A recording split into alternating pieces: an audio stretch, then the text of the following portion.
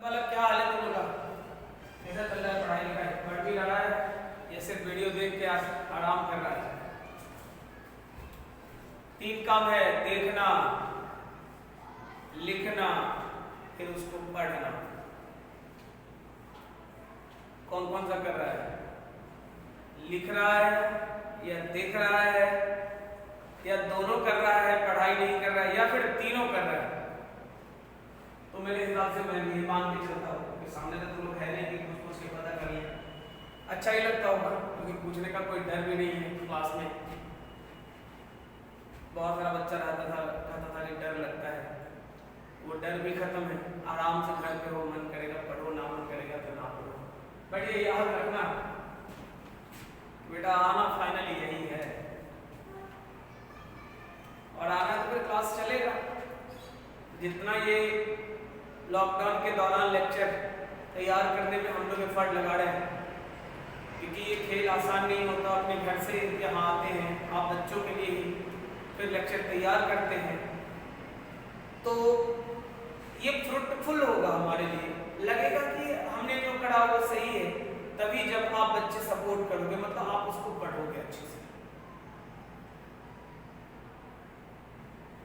तो मैं यही उम्मीद करता हूँ कि पूरे लेक्चर को, जैसे कुछ बच्चों का ये था फाउंडेशन बैच का कि सर कंटिन्यू जो है ज़्यादा देर का लेक्चर हो जाता है, तो ज़्यादा देर उतना देर तक सर नहीं हो पाता है। जबकि क्लास में, यार क्लास में तो उससे ज़्यादा देर पढ़ता था। क्लास में तो 2 आवर्स कंटिन्यूअस निकल जाता था। लेकिन उस पर भी एक बच्चे ने से बात हुई तो उसने कहा कि सर वहाँ तो थोड़ा सा हंसाते रहते थे, बोलते रहते थे, तो उस हिसाब से पता नहीं चलता था टाइम का। बट अभी जो है क्योंकि देखना रहता है मोबाइल पे, तो थोड़ा सा ज़्यादा प्रेशर रहता है। मैं भी एग्री करता हूँ, बात सही है। वहाँ फेस टू फेस इंटरेक्शन था या बहुत सारा चीज़ रहता था। मुझे भी, मेरे लिए भी सोच के देखना कितना टफ होता है। पहले एक्चुअली शुरू के लेक्चर्स में काफ़ी हमने लेक्चर तैयार करे, बट मुझे खुद नहीं लगा कि वो, क्योंकि एक्सप्रेशन ही नहीं आता था। बिना आप लोगों के टीच करना एकदम इम्पॉसिबल जैसा लगता था, क्योंकि कोई है नहीं यार, उतने सारे बच्चों को इकट्ठे पढ़ाने का दे, रोज का आदत है, उतना सारा बच्चा एक साथ बैठा रहता है, तब बोल पाते हैं। इस किनारे से उस किनारे से, बीच से, लास्ट से, मतलब चारों तरफ से तुम्हारे रिएक्शंस आते रहते हैं, तो पढ़ाने में मन लगता है, बातें निकल जाता है। लेकिन यू इमेजिन करना कि तुम लोग गो एंड देन टीच करना, इट्स नॉट इजी। तो शुरुआत में तो यही लग रहा था कि ये मुश्किल है, क्योंकि स्थिति ऐसा है कि हमारे बच्चे पीछे न रह जाए, इसलिए मुझे काम तो करना है। ये तो मैं डिटरमिनेट हुआ कि मुझे काम तो करना है। लेकिन ये लग रहा था कि यार बिना बच्चों के फेस को देखे हुए कैसे कर पाएंगे। लेकिन जब दिमाग में ये आया कि हमारे बच्चों के करियर का सवाल है और अगर मैं ऐसा नहीं करता हूं तो वो फिसल जाएंगे, तो मुझे लगा कि नहीं, किसी भी कंडीशन में, क्योंकि एकदम रियल वाला कॉन्सेप्ट होता है। आपने हमारे यहाँ पढ़ा है तो आप देखे हो कि फील करके टीच करना, इंटरेक्शन के साथ टीचिंग का मेरा तरीका रहा है। हंसते खेलते हम लोग करते हैं, पहले भी आपने देखा कि कभी प्रेशर में नहीं होते, और यही एक स्ट्रॉन्ग रीजन है कि बच्चों का ओपिनियन भी आते रहता है कि फिजिक्स जैसा सब्जेक्ट में कभी लगता ही नहीं है कि फिजिक्स का क्लास है, कि कभी कोई प्रेशर में नहीं होते। और उस केस में बिना रिप्लाई का मैं अकेले बोलूं, सुनने वाला कोई नहीं है। हाँ, सुनने वाला आप लोग वो घर बैठ के यहाँ फ्रंट पे कोई नहीं है। In that case expression create करना टफ। ये ऐसा नहीं कि मैं आज बोल रहा हूँ, जब आप क्लास में थे तब भी मैं बोलता था कि इतने सारे बच्चे बैठे होते हैं पूरे बैच को पढ़ाने में, बैच जितनी भरे रहते हैं, पूरे मजा आता है, आराम से पढ़ा लेते हैं। लेकिन अगर अकेला मुझे बोला जाए, मैं बोलता था, आप लोग को याद होगा मैंने बोला था कि अकेला अगर मुझे बोला जाए मुश्किल है मेरे लिए। बट अनफॉर्चुनेटली ये काम करना पड़ रहा है, मैं कर रहा हूँ सिर्फ इसलिए कि आप हमारे बच्चे हो और आपके फ्यूचर का सवाल है वो अच्छा हो सके। लेकिन वो तभी अच्छा होगा जब आप वीडियोस को पूरा देखोगे, नोट डाउन करोगे एंड देन पढ़ोगे अच्छे से। तो हम लोग आएंगे, मिलेंगे फिर से, और उस टाइम पे हम लोग पीछे की चीज़ों पे बार बार बोल रहे हैं कि एक बार रिवीजन का कॉन्सेप्ट लाएंगे और फिर हम लोग उस पर प्रॉब्लम डिस्कशन अभी भी होगा, लाइव क्लासेस भी आएंगे, लाइव क्लासेस में प्रॉब्लम डिस्कशन चैप्टर करेगा, लाइव में आके प्रॉब्लम डिस्कशन करेंगे एंड देन जब आप आओगे तब भी कोई डाउट होगा तो हम लोग उसको क्लियर करेंगे। कुछ बच्चों का ये भी था कि 12th भी शुरू कर देते, तो मैं भी यही प्लान कर रहा हूँ क्योंकि लॉकडाउन आगे बढ़ गया है, तो मैं भी चाह रहा हूँ कि अब 12th शुरू कर दूँ। तो अगले लेक्चर में मैं बता दूंगा डेट और उसके हिसाब से होपफुली 3-4 दिन बाद हम लोग 12th का पोर्शन शुरू करेंगे और इलेक्ट्रोस्टैट से स्टार्ट करेंगे, इलेक्ट्रोस्टैट कंटिन्यू करेंगे। वहाँ से जैसे फाउंडेशन बैच के बच्चों के साथ यही है कि टारगेट वालों ने ये सब टॉपिक पढ़ रखा है, फाउंडेशन वाले बच्चों का कहा तो उनका कहना यही था कि 12th का सिलेबस शुरू करेंगे और आराम से चलेंगे, लॉकडाउन के दौरान जितना चीज होगा वो करेंगे, फिर जब खत्म होगा फिर जब हम लोग ऑफलाइन क्लासेस में आएंगे फिर वहां से ऑनवर्ड्स कंटिन्यू करेंगे। तो चलो हम लोग पिछले क्लास में जहां तक लेक्चर करे थे उसके आगे शुरू करते हैं। आइसोथर्मल प्रोसेस के बारे में हमने बात करा था। आइसोथर्मल प्रोसेस में हमने यहाँ दो एक बार रिपीट कर लेते हैं। आइसोथर्मल प्रोसेस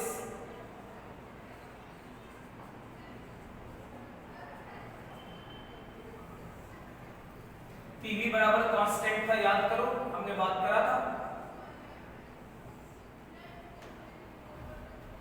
हमने बात ये भी करा था कि टेम्परेचर जो इस कंडीशन में होगा ये हर हाल में क्या होगा तो कांस्टेंट होगा। रिलेशन अगर कहोगे तो P इनवर्सली प्रोपोर्शनल टू किसके, V के। हम लोग ये भी बात कर रहे थे कि स्लोप dP/dV जो था आइसोथर्मल का दैट इक्वल्स -P/V के बराबर था। ये स्लोप था, आइसोथर्मल प्रोसेस का स्लोप था। यहां तक हम लोग देखे थे, ग्राफ इसका देख लिए थे। इसके हेल्प से प्रेशर और वॉल्यूम का ग्राफ, प्रेशर और वॉल्यूम वेरिएशन के लिए आपने देखा था रेक्टेंगुलर हाइपरबोला। यहां तक तो कोई दिक्कत नहीं है। स्लोप को हम लोग ये भी देखे थे कि स्लोप जो होगा वॉल्यूम का इनवर्सली नहीं, प्रेशर का डायरेक्टली नहीं, वॉल्यूम के स्क्वायर का इनवर्सली और प्रेशर के स्क्वायर का डायरेक्टली प्रोपोर्शनल होगा। इतना तक हमने करा। आगे बढ़ते हैं। हाँ जी देखो, PV बराबर nRT। टेम्परेचर अगर बोलोगे तो क्या कहोगे, टेम्परेचर कहोगे PV/nR। अब यहां से ध्यान देकर देखो, nR कांस्टेंट है, जिसे 5 मोल ऑक्सीजन लिया गया, 10 मोल ऑक्सीजन लिया गया, 15 मोल ऑक्सीजन लिया गया, ये नंबर ऑफ मोल कांस्टेंट है। इनवर्सर गैस कांस्टेंट। अगर कभी ऐसा हो कि वॉल्यूम कांस्टेंट हो जाए तो टेम्परेचर प्रेशर का डायरेक्टली प्रोपोर्शनल होगा। अगर कभी ऐसा हो कि प्रेशर कांस्टेंट हो जाए तो टेम्परेचर वॉल्यूम का डायरेक्टली प्रोपोर्शनल होगा।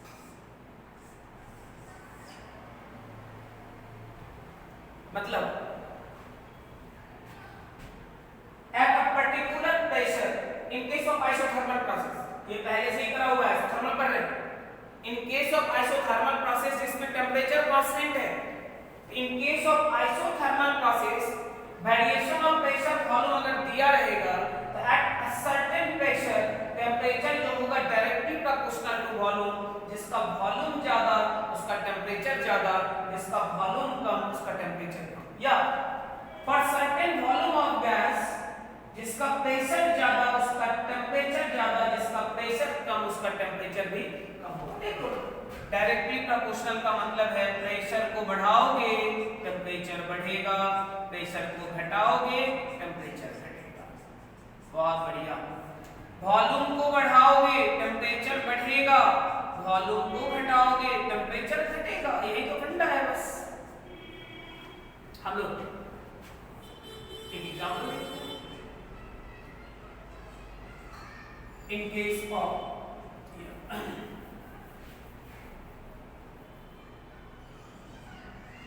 n mole of 3 gas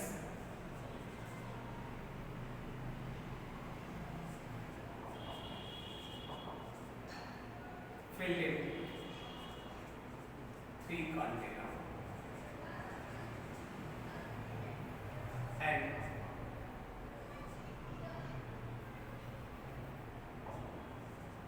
it's pressure and volume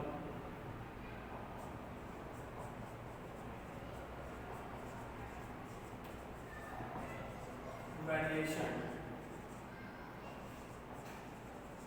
solid field if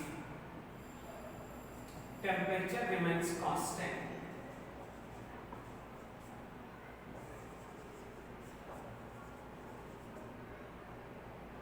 then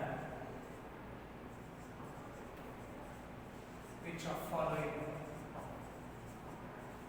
is correct।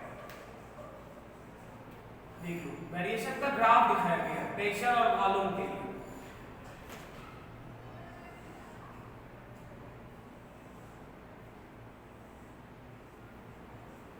ये है A B C T1 T2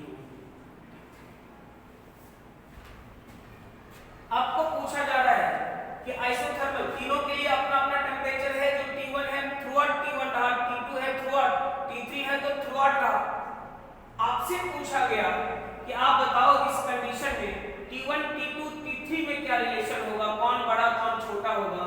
पहला ऑप्शन दे रखा सवाल ने कि T3 बड़ा है T1 से बड़ा है T2 से, दूसरा दिया T1 बड़ा है T2 से बड़ा है T3 से, तीसरा दिया T3 बड़ा है T2 से बड़ा है T1 से, और चौथा दिया T2 बड़ा है T1 से बड़ा है T3 से। आपको डिसाइड करना है कि इसमें से कौन सा रिलेशन करेक्ट रिलेशन है। देखिए मैं बोलूं मुझे पता तो पक्का नहीं है कि कौन है, लेकिन ट्राई करने में कुछ जाता भी नहीं है, ट्राई करके देखिए। एक है आइसोथर्मल एक्सपेंशन प्रॉब्लम ने बोला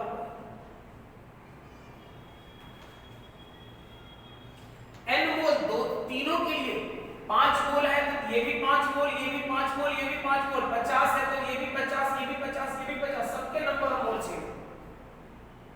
बढ़िया बात है, नंबर ऑफ मोल सेम। तो इस केस में आप क्या करोगे? चलो देखिए ये प्रेशर है, ये तुम्हारा वॉल्यूम है। देखिए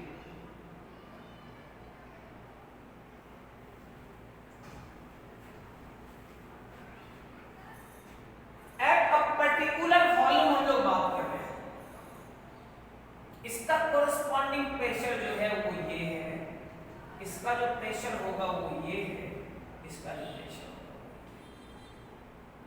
मैं बोलूं ये 1 हो गया, P1 बोलते हैं, ये P2 बोलते हैं। अब कुछ बच्चों को लगेगा कि सर उल्टा हो गया, नीचे से ही करते हैं, जो यहाँ पे जंक्शन लिया ऊपर वाले को 1 बोल दिए, कोरस्पॉन्डिंग को P1 बोल रहे हैं, बस वैल्यू है। यहां से एक बात देखने से क्लियर लग रहा है कि P1 बड़ा है P2 से, बड़ा है P3 से।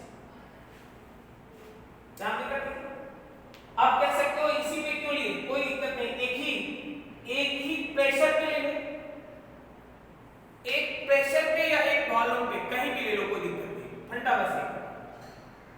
प्रेशर अगर P1 बड़ा है P2 से, बड़ा है P3 से, इसका मतलब हो गया T1 बड़ा होगा T2 से बड़ा होगा,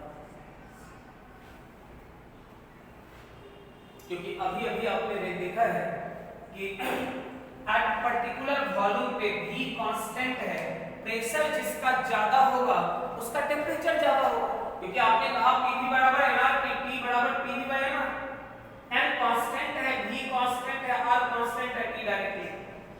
तो मैंने बोला कि ज्यादा है इसका प्रेशर, अगर ज्यादा है इसका प्रेशर तो टेम्परेचर भी इसका ज्यादा होगा, मतलब आंसर कौन सा करेक्ट होगा?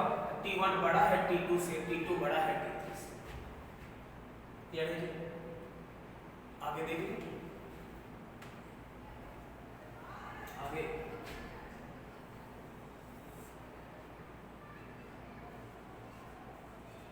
कैलकुलेशन ऑफ वर्क, ध्यान देकर एक एक टर्म को कैलकुलेट करते चलेंगे, लिखते चलेंगे। वर्क डन कैलकुलेट करना, वर्क डन हम लोग तो भाई जानते हैं कि वर्क डन क्या होगा, तो P इंटू डी। अब यहां ध्यान देकर देख लो, एलिमेंट है वॉल्यूम का और ये टर्म है प्रेशर। अगर ये वॉल्यूम रहता तो इंटीग्रेट कर लेते, अगर ये प्रेशर रहता और ये कांस्टेंट होता तब भी ठीक था, बाहर निकल जाता वॉल्यूम V1 से V2 तक। प्रेशर एक ऐसा टर्म इक्वेशन में इन्वॉल्व है जो वेरिएबल है, वेरिएबल होने के कारण इंटीग्रेशन में पार्टिसिपेट तो करेगा, लेकिन एलिमेंट है वॉल्यूम का, इंटीग्रेट करना मुश्किल होगा। तो इंटीग्रेट करना आसान कैसे होगा, या तो प्रेशर को बदल दो वॉल्यूम में या वॉल्यूम को बदल दो प्रेशर। आप कहोगे वो कैसे सर, मैं बताता हूं कि फॉर ऑल प्रोसेस के लिए एक बात तो तय है, Pv बराबर कितना, तो nR। इसका मतलब प्रेशर को अगर बदलना है तो बदल दे nRT by V। Work done क्या होगा, तो nRT by V into dV और nRT into dV by V हो गई। अभी तो टेम्परेचर आ गया, ध्यान से देख। आइसोथर्मल प्रोसेस है भाई, आइसोथर्मल मतलब टेम्परेचर कांस्टेंट है। अगर टेम्परेचर कांस्टेंट है तो कोई दिक्कत का बात कहां है, ये तो बाहर निकल जाएगा integration. Number of mole constant, universal gas constant है, टेम्परेचर कांस्टेंट है, सिर्फ वॉल्यूम बदल रहा है। कहां से, V1 से कहां तक, V2। आप देखो वर्क डन के लिए कहोगे nRT और आप कहोगे कि dV by V मतलब ln V के बराबर कहां से कहां तक, तो V1 से V2 तक nRT आप कहोगे ln V2 ln V1, आप कहोगे nRT ln V2 by V1। ln का मतलब होता है, आपने मैथमेटिकल टूल्स में मैंने पढ़ाया हुआ है कि log अपॉन बेस e पे, लेकिन हम लोग लॉग टेबल में तो टेन बेस का देखते हैं। चेंज कर लो कैसे, तो nRT तो समझ में आ गया, इसको चेंज करने के लिए याद कर 2.303 आप कहोगे log log 10 बेस का V2 बाई V। मतलब साफ है, देख ले।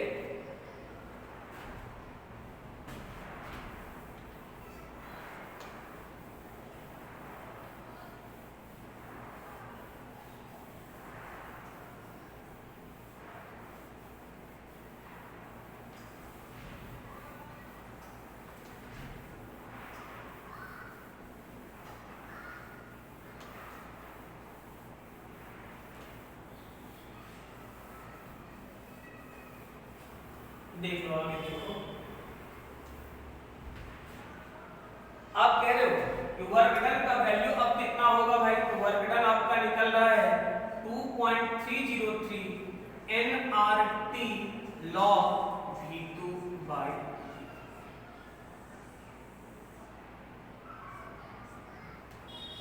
आपको टेम्परेचर दिया रहेगा, आपको number of mole of gas दिया रहेगा, फाइनल इनिशियल वॉल्यूम दिया रहेगा, वर्क डन बड़े आराम से निकल जाए। आप देखो और क्या क्या पॉसिबिलिटीज है भाई, ऑल्सो आप देख लो,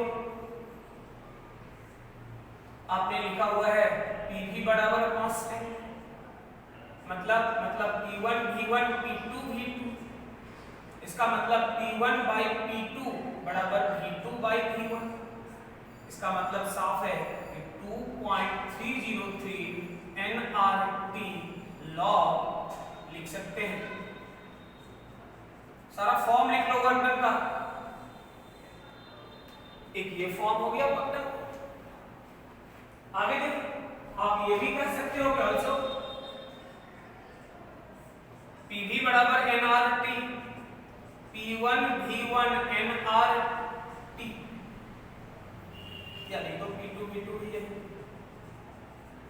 इसका मतलब हुआ वर्क डन का वैल्यू P1 V 2.303 nRT, इसके जगह क्या लिखोगे, तो P1 V1 log कितना V2 बाई,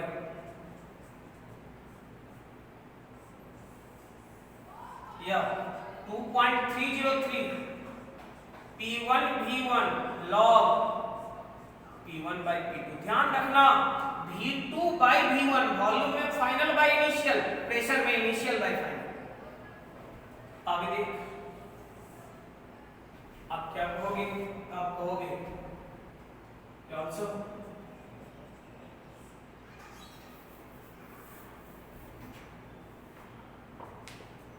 वर्क डन के लिए बात करो तो आप क्या कहोगे? कह सकते हो 2.303 एनआरटी। एनआरटी के जगह हम लोग लिख सकते हैं P2V2, लिख ले log V2 by V1। आप कह सकते हो 2.303 P2V2 log P1 by P2। मतलब एक वर्क डन के लिए इतना सारा फार्मूला तुम्हारे हाथ आया। अब सवाल है ये सब फार्मूला कब यूज करेंगे? कब और कहां यूज करेंगे? पहले से ही कॉन्सेप्ट तो होगा क्लियर। एग्जाम के दिन यूज करेंगे, कहां? तो एग्जाम हॉल में यूज करेंगे, वो तो है ही कर रहे हैं। बट यहां फिलहाल हमें देखना है, आइडेंटिफाई करना पड़ेगा कौन सा फार्मूला कब यूज होगा। एग्जाम के दिन एग्जाम हॉल में तो होगा ही यार।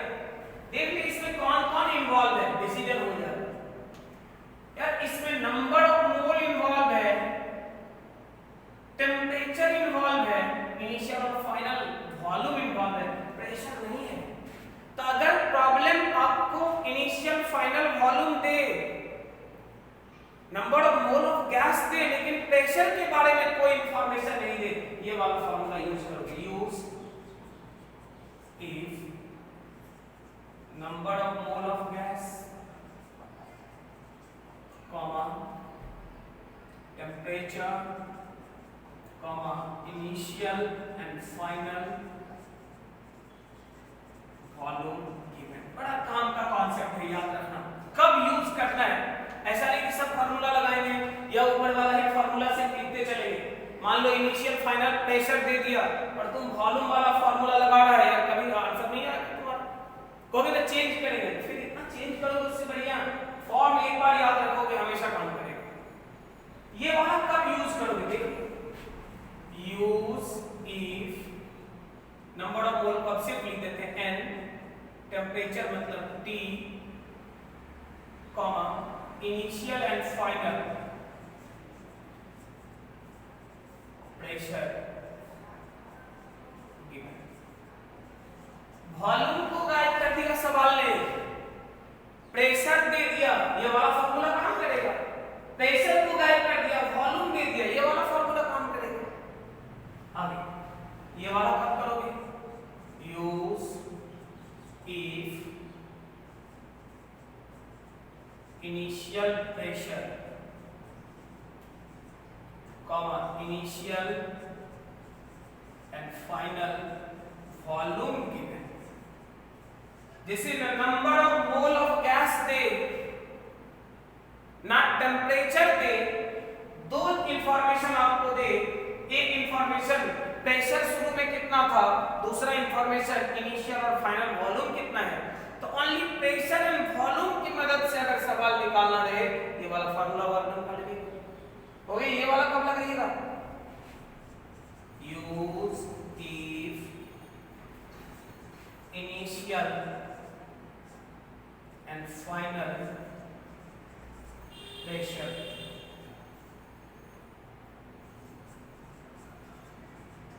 Comma initial volume given.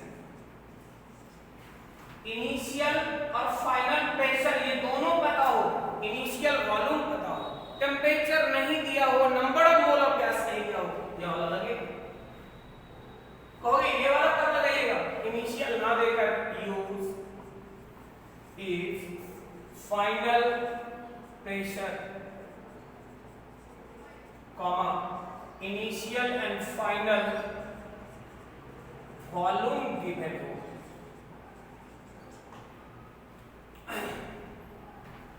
Final pressure दिया हुआ हो, इनिशियल एंड फाइनल वॉल्यूम दिया हुआ हो, ये वाला फार्मूला आपके काम का है, यूज कर लोगे फटाफट आ जाएगा आंसर। मैं बोलूं एग्जांपल देख, 5 मोल hydrogen filled in a container of volume 2 liter at temperature 27 degree C. Find work done if volume expanded to 4 liter at same temperature. ध्यान देकर देख लो। कहोगे कि आप इस प्रोसेस में प्रॉब्लम में तो कहीं बोला ही नहीं आइसोथर्मल। यार ऐसा थोड़े होता है वो चिल्ला के बोलेगा आइसोथर्मल। n बराबर 5 मोल दे रखा सवाल में। इनिशियल वॉल्यूम V1 बराबर 2 लीटर दिया, करेक्ट है। फाइनल वॉल्यूम V2 बराबर 4 लीटर दिया, करेक्ट है। टेम्परेचर आप कह रहे हो 27 डिग्री सी दिया, लेकिन आपने पहले ही पढ़ा है एसआई सिस्टम में केल्विन में 273 जोड़ देंगे 300 केल्विन है, करेक्ट है। प्रॉब्लम कह रहा है वर्क डन। आपके दिमाग में बस एक सवाल आएगा कि आइसोथर्मल है, ये कहां से डिसाइड करेंगे। प्रॉब्लम में तो बोला सेम टेम्परेचर पे। पूरे प्रोसेस में वॉल्यूम 2 लीटर से 4 लीटर हुआ, लेकिन टेम्परेचर नहीं बदला। और अगर टेम्परेचर नहीं बदले, उसी प्रोसेस का नाम तो है आइसोथर्मल, मतलब क्लियर है। इससे लिखते रहे टेम्परेचर कांस्टेंट है, इसका मतलब हो गया कि प्रोसेस हमारा आइसोथर्मल है। कौन सा है? आइसोथर्मल। अब इसका मतलब वर्क डन क्या? देखो फॉर्मूला बहुत सारा अपने हाथ में। एक फॉर्मूला ये लग रहा है, एक फॉर्मूला हमारा ये लग रहा है, एक फॉर्मूला हमारा ये लग रहा है, एक फॉर्मूला तो हमारा ये भी लग रहा है। कौन सा लगाना चाहिए इंफॉर्मेशन पे डिपेंडेंट हो जाएगा। नंबर ऑफ मोल दिया, इनिशियल फाइनल वॉल्यूम दिया और टेम्परेचर दिया। देखो नंबर ऑफ मोल दिया, टेम्परेचर दिया, इनिशियल फाइनल वॉल्यूम दिया। तुम कहोगे इस वाले में क्या दिक्कत था? देख ले इनिशियल फाइनल प्रेशर इन्वॉल्व है, लाइन में कहां से? आप कहोगे पीवी और एनआरटी से, फुर्सत में हम करते रहो। यार जब डायरेक्ट दिया है तो तुम इसके हेल्प से फिर प्रेशर निकालो, पुट करो, टाइम का बर्बादी है। बार बार तो बोलते हैं सवाल निकालना इंपॉर्टेंट है, लेकिन उससे ज्यादा इंपॉर्टेंट है कम टाइम में निकालना। तो हम लोग सीधा डायरेक्ट फॉर्मूला डिसाइड कर लिए। कौन सा? 2.303 nRT log V2 by V1 put कर 2.303। n मतलब नंबर ऑफ मोल है, नंबर ऑफ मोल कितने लगाए? 5। यूनिवर्सल गैस कांस्टेंट 8.31 पुट कर लेना बाद में, log 4 डिवाइडेड बाय 2 हो तो भी। अब सारा कुछ log 2 का वैल्यू लिख दो, यूनिवर्सल गैस कांस्टेंट 8.31 सारा कुछ रख दो, वर्क डन का वैल्यू निकल कर सामने आ जाएगा। अगला देखो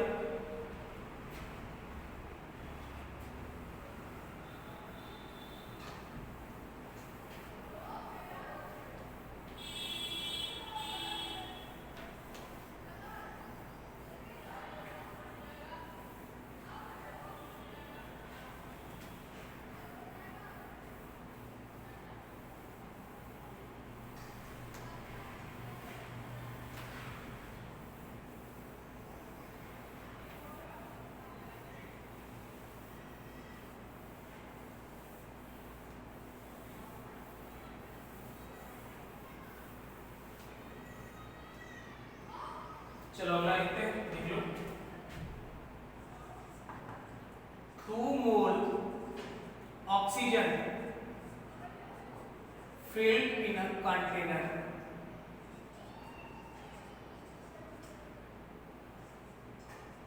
and its pressure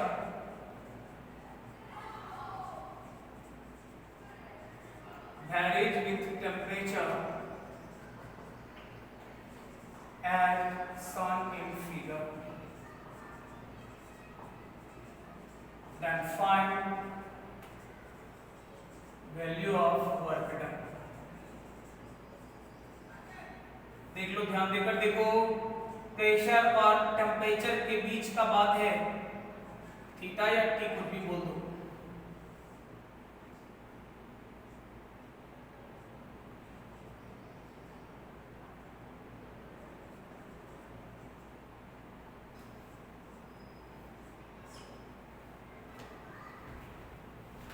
देखो, प्रेशर और टेम्परेचर का वेरिएशन का ग्राफ दिखाया हुआ है, मुझे कुछ नहीं पता है, प्रॉब्लम ने तो कहीं से बोला भी नहीं आइसोथर्मल। हालांकि एक एडवांटेज है, अभी वही पढ़े हैं तो फार्मूला वही लगे, लेकिन अभी पढ़े ना, एग्जाम तक में सब पढ़ लोगे, फिर डिसाइड कैसे करोगे, तो समझना होगा कॉन्सेप्ट। देख लेते हैं यार, मुझे प्रोसेस नहीं पता, ठीक बात है, जो दिया हुआ तो लिख ले, n बराबर दे रखा 2 मोल, करेक्ट है। टेम्परेचर कभी बदला नहीं, इसका मतलब वो 27 प्लस 273 आप बोल दोगे कि ये 300 केल्विन के बराबर हो गया, सही बात है।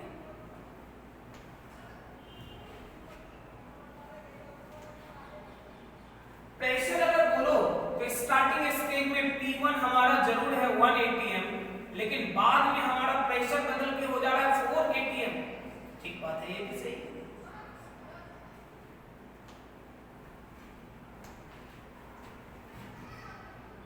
अब जरा सोचो, डिसीजन हम लोगों को लेना है कि प्रोसेस कौन सा। जब तक गैस एक्स का प्रेशर A से B पे गया, 1 से 4 हो गया, तब तक क्या टेम्परेचर बदला? नहीं। प्रेशर जरूर बढ़ के 1 से 4 हो गया, लेकिन टेम्परेचर नहीं बदला, वो वही रहा। टेम्परेचर जिसमें कांस्टेंट रहता हो, वही प्रोसेस कौन सा प्रोसेस है? आइसोथर्मल। तो अगर यहाँ टेम्परेचर हमारा 27 डिग्री कांस्टेंट है, इसका मतलब ये प्रोसेस हमारा कौन सा है? तो आइसोथर्मल है। देख लो, सिंस टेम्परेचर हमारा कांस्टेंट है, इसका मतलब हो गया कि प्रोसेस जो होगा आइसोथर्मल है। अगर ये आइसोथर्मल है तो आइसोथर्मल है तो बात तो सीधा है यार, आइसोथर्मल का मतलब वर्क डन। लेकिन वर्क डन के लिए बहुत सारा फार्मूला था यार, तो देखो रेशियो, कोई ऐसा फार्मूला ढूंढो जिसमें नंबर ऑफ मोल, टेम्परेचर और प्रेशर इन्वॉल्व हो, वॉल्यूम इन्वॉल्व नहीं हो। पहला वाला फार्मूला देख लो, अगर नोट डाउन करे हो तो, उसमें वॉल्यूम इन्वॉल्व है V2/V1, लेकिन दूसरा वाला देख, उसमें वॉल्यूम नहीं, उसमें प्रेशर इन्वॉल्व है, मतलब 2.303 nRT log P1/P2। वॉल्यूम वाले में V2/V1, प्रेशर वाले में P1/P2। अब अगर लिखना चाहते हो तो लिख दो 2.303, नंबर ऑफ मोल तो करेक्ट है, 2 मोल है, universal gas constant capital R 8.31 लिख दो। टेम्परेचर आपका 300 है, लॉग सही है जी, देख ले 1/, कहोगे नेगेटिव होगा, नेगेटिव हो पॉजिटिव हो यार, उसका प्रॉब्लम है, हम लोग का नहीं। स्वाभाविक है, प्रेशर अगर बढ़ाए हो तो वॉल्यूम घटा होगा, और वॉल्यूम घटेगा, वर्क डन नेगेटिव होगा, होना ही चाहिए था। यहां से भी कैलकुलेट करेंगे, यही तो आएगा नेगेटिव। कोई दिक्कत है तो हम लोग कहेंगे कि अगर वर्क डन कैलकुलेट करना रहे आइसोथर्मल प्रोसेस में तो कैसे करेंगे, कौन सा फार्मूला लगाएंगे? क्लियर है? अगला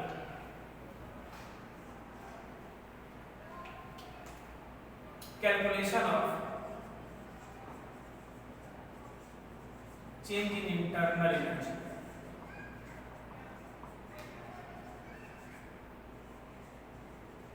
आइसोथर्मल में ही, हेडिंग आइसोथर्मल ही चल रहा है हमारा।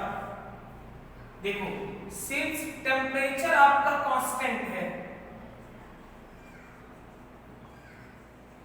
इसका मतलब हुआ कि dt जो होगा change in temperature temperature constant है तो dt मतलब टेम्परेचर कांस्टेंट का मतलब T फाइनल बराबर T इनिशियल, और dt मतलब क्या, T final minus T initial, आप कह सकते हो दोनों। इसका मतलब बड़ा साफ है कि चेंज इन इंटरनल एनर्जी क्या होगा, तो याद कर एनसीवीडीटी पिछले क्लास में हम लोगों ने पढ़ा था। एनसीवी तो चल सही है, नंबर ऑफ मोल होगा, सीवी रहेगा, इसका मतलब चेंज इन इंटरनल एनर्जी इस केस में एग्जिस्ट नहीं करता है भाई, ठीक है।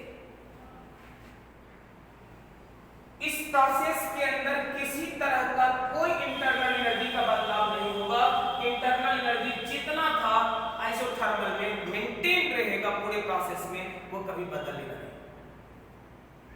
ठीक बात है, बड़ा अच्छा इंफॉर्मेशन। अगला देखते हैं हम लोग कैलकुलेशन ऑफ हीट। देखो आपको याद होगा फ्रॉम प्लॉट से हमने पढ़ा था फर्स्ट लॉ ऑफ थर्मोडायनामिक्स, क्या था भैया प्लॉट में, तो फर्स्ट लॉ ऑफ थर्मोडायनामिक्स में आपका फार्मूला आ रहा था कि dq जो हमारा है ये du प्लस dw के बराबर है, सही बात है। तो dq हीट जो हमारा है, du चेंज इन इंटरनल, ये तो है ही नहीं वर्क डन, इसका मतलब dq हमारा किसके, तो dw के बराबर होगा। इसका मतलब हो गया कि हीट जो आप कह रहे हो वर्क डन मतलब 2.303 nRT लॉग, एक फार्मूला मैं लिख रहा हूं, सारा फार्मूला जो है वर्क डन का वही हीट का हो जाएगा। तो इस प्रोसेस में हमने यहां कैलकुलेट करा था वर्क डन। आपको सवाल ये भी पूछ सकता था कि अगर ऐसा हुआ, ए से बी गया, तो इस प्रोसेस में हीट कितना हुआ ये कैलकुलेट करो। अगर ये हीट पॉजिटिव होगा, आपने पढ़ा हुआ सप्लाई टू सिस्टम, अगर नेगेटिव हुआ एक्सट्रैक्टेड फ्रॉम सिस्टम। ये तो रिजल्ट में पता चलेगा, जैसे इसमें कह रहे हो आप इसमें नेगेटिव हो रहा है, इसके पहले वाले सवाल में पॉजिटिव हो रहा था। लेकिन जो वर्क डन होगा वही वर्क डन, कुछ और नहीं, क्या रहेगा, हीट। चल आगे देखते हैं। थोड़ा सा वैसे बताया कि ज्यादा देर पढ़ने में दिक्कत होता है, तुम लोगों के हर समस्या को देखा जा रहा है।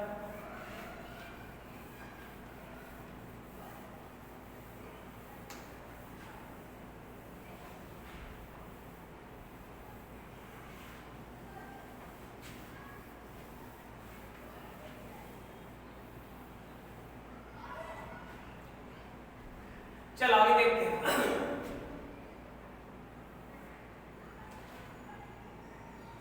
इंटरनल एनर्जी हम लोगों ने देख लिया, हीट हम लोगों ने देख लिया, वर्क डन हम लोगों ने देख लिया। हम लोग कहते हैं स्टार करके value of molar specific,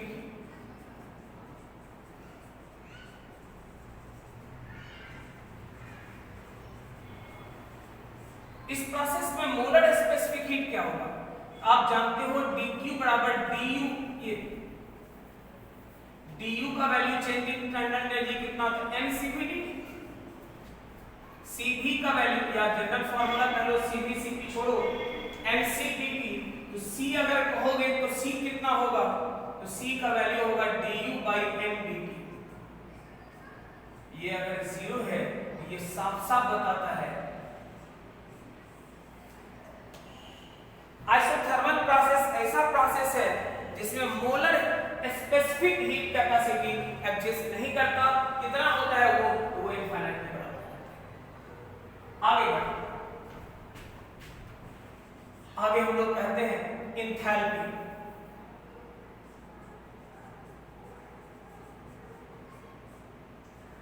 enthalpy change पढ़े हुए केमिस्ट्री में आप लोग। टोटल हीट सप्लाई है,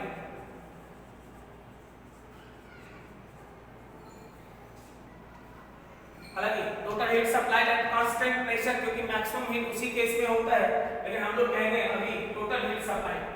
तो जो हीट आप सप्लाई कर रहे हो वही हीट कुछ और नहीं, क्या है, एंथैल्पी के चेंज के बराबर है। हम लोग कहेंगे entropy change.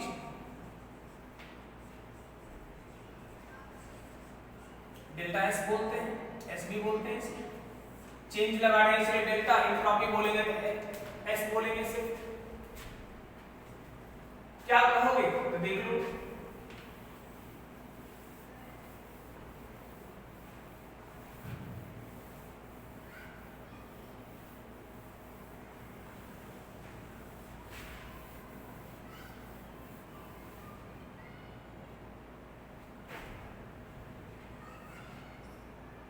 Ratio of total heat supplied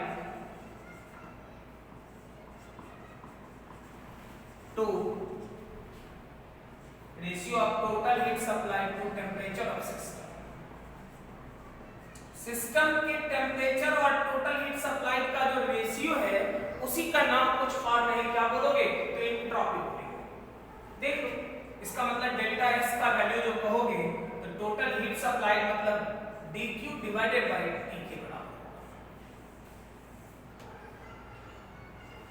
in case of general formula हो गया आइसोथर्मल, इसमें टेम्परेचर नहीं बदलेगा।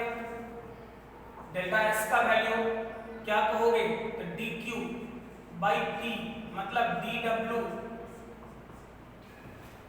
dw को आपने लिखा हुआ है 2.303 nRT log V2 by V1 divided by T निकल लिया। डेल्टा S जो होगा 2.303 nR log V2 by.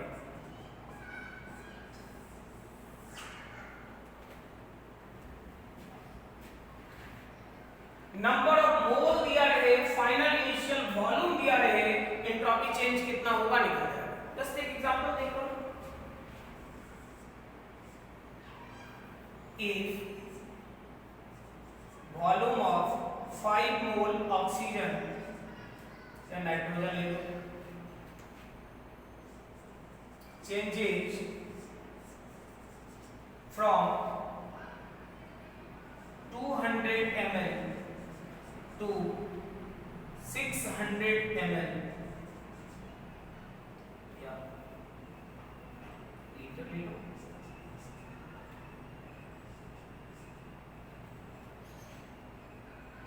Isothermally find entropy change. ध्यान देकर देख, इस सवाल ने हमें डायरेक्ट बोल दिया आइसोथर्मल, क्योंकि टेम्परेचर देने का जरूरत ही नहीं था ना।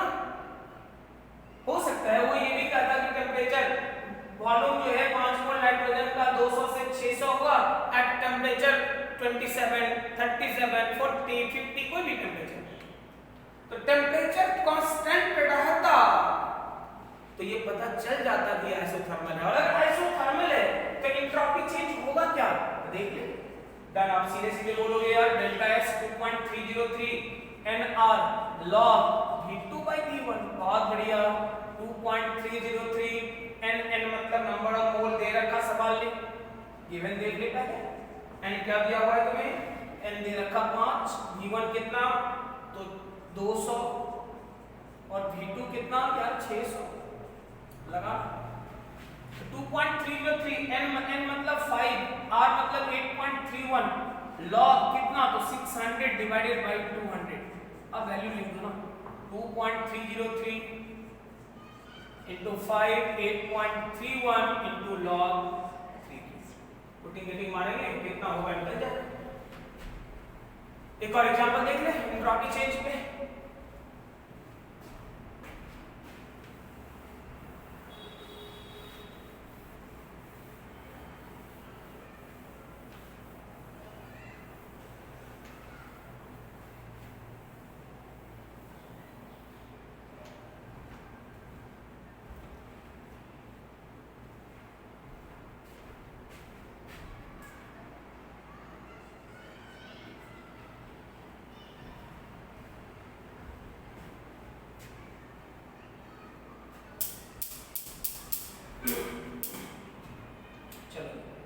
हम लोग कहते हैं 200 gram ice at 0 degree C converted into water at 0 degree C. Then find entropy change. पढ़ा हुआ है पहले का, याद कर। आपके पास आइस है 200 ग्राम, बहुत बढ़िया, और आप इसको वाटर बना रहे हो। ये 0 डिग्री पे है, 0 डिग्री सी पे ही आप वाटर बना रहे हो। यानी ये मामला है क्या? ये है फेज चेंज।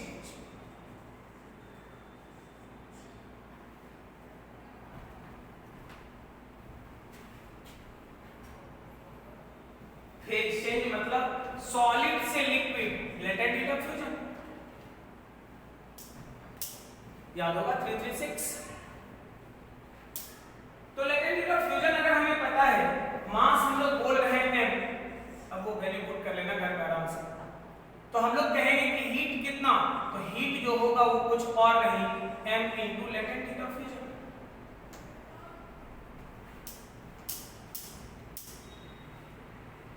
ठीक बात है।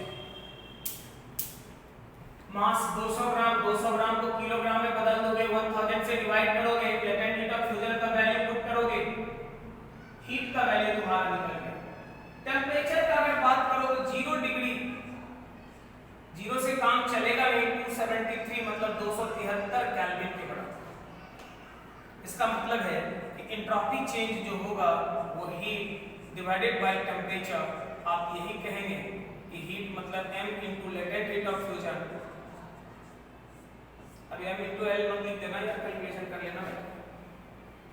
तो मैं बोलूं यहाँ फेज चेंज कर रहा था। लेटेंट हीट ऑफ फ्यूजन आपको पता है, मास प्रॉब्लम में दे रखा है, पुटिंग रेटिंग करो, एंट्रोपी चेंज कितना होगा निकल जाएगा। अगर आप कहते हो देखिए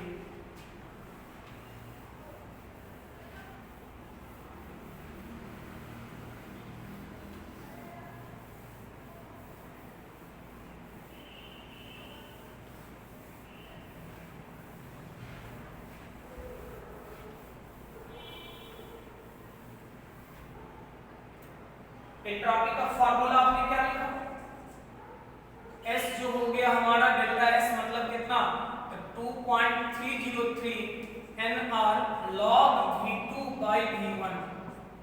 टेम्परेचर से इंडिपेंडेंट है, इसका मतलब हुआ कि ग्राफ अगर खींचा जाए डेल्टा S और T के बीच में कोई दिक्कत नहीं, टेम्परेचर की जो मर्जी जितना हो वो बढ़ सकता है। एंट्रोपी को चेंज को इस बात से कोई लेना देना नहीं होगा कि टेम्परेचर कितना बदला है। तो हम लोग कह रहे हैं कि यहाँ एंट्रोपी चेंज से कोई मतलब नहीं है, ये टेम्परेचर से कोई मतलब नहीं, जितना भी टेम्परेचर बदलेगा एंट्रोपी चेंज हर हाल में क्या होगा, वो कांस्टेंट रहेगा। ये हमारा था कौन सा प्रोसेस, तो आइसोथर्मल प्रोसेस। यहाँ तक तो कोई दिक्कत नहीं है जी। इसके अगले लेक्चर में, क्योंकि तुम लोग कह रहे हैं कि थोड़ा ये करने के लिए तो कम रहना चाहिए, बट कम से काम चलेगा नहीं है, एक प्रोसेस को कंटिन्यू करना है, अच्छे से आप इसको पढ़ेंगे। अगले लेक्चर में हम लोग नया प्रोसेस पढ़ेंगे जिसका नाम होगा एडियाबैटिक